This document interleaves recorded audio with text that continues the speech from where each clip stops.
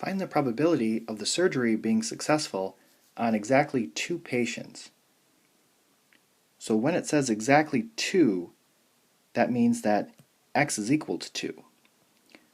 So I want to plug in x is equal to 2 as well as the original n, p, and q values all into the formula, and this is what I get. So I want to type in the formula on the calculator, and if you don't want to retype the entire thing, you can press second enter and it will bring back the previous entry on your calculator. And then you can just go in and edit it. So it's 1 factorial times 2 factorial, 0.90 raised to the 2, and 0.10 raised to the 1.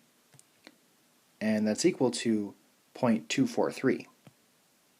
So my formula is equal to 0.243.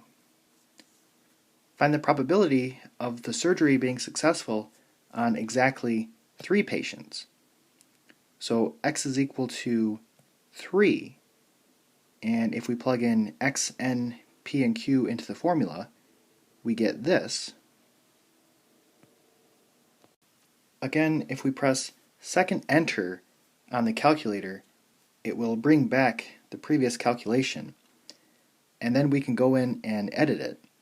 So change it to 0 factorial, 3 factorial, 0.90 raised to the 3, and 0.10 raised to the 0.